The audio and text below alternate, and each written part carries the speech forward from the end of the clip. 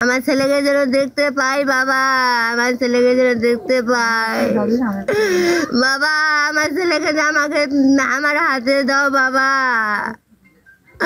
আমার ছেলেকে দাও বাবা। আমার ছেলে খুব সৎ ছেলে বাবা, আমার গ্রামে জিজ্ঞাসা করো বাবা আমার ছেলে কিরকম, আমার ছেলে কিরকম বাবা, আমার সবাইকে যাচাই করো বাবা, আমার ছেলেকে আমাকে দেখাও বাবা, আমার ছেলেকে দেখাও। আমার ছেলে কালকে আমি কথা কইছি, আমি দেখা কইছি বাবা আমার ছেলের সাথে,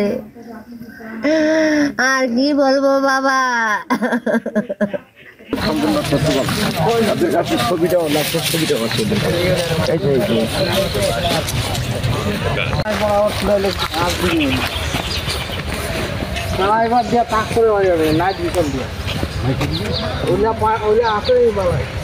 যিনি মারা গেছে উনি আমার আসলে চাচাতো ভাই।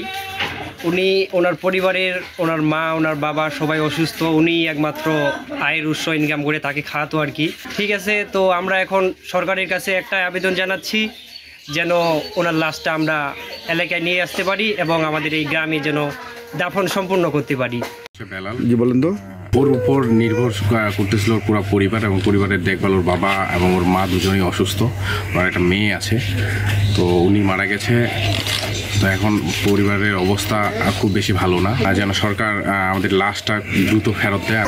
কি করে যে এরকম ঘটনা ঘটলো সেটা তো বলতে পারি না, বাবা মা তো অসুস্থ। এবং ওই লাশটা যেন আমরা সরকারের কাছে আমাদের অনুরোধ, এই সরকার যেন ওই লাশটা আমাদেরকে ফিরিয়ে দেয়, এই লাশটা যেন আমরা পাই, এই লাশটাকে আমরা যেন নিজে দাফন করতে পারি, এটাই আমার অনুরোধ। সরকারের কাছে আমি জোর দাবি এইটাই।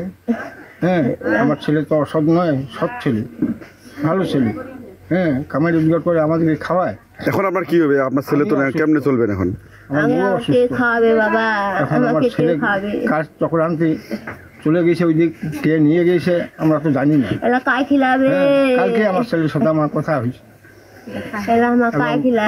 সকালবেলা শুনলাম যে আমার ছেলে মারা গেছে।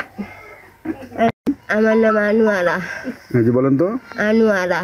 কি হয়েছিল বলেন, শেষ কথা কেমনে হলো আপনার ছেলের সাথে? আমার ছেলের সাথে কালকে কথা হয়েছে, দেখা হয়েছিল।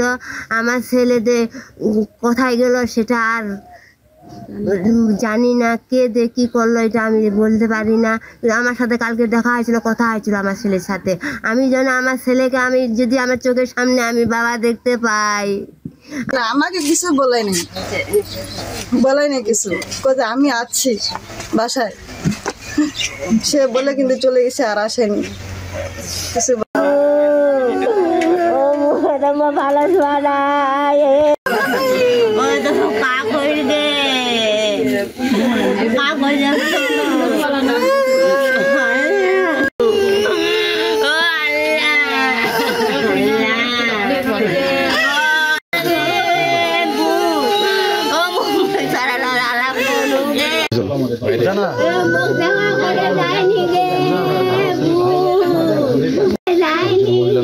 ইচ্ছা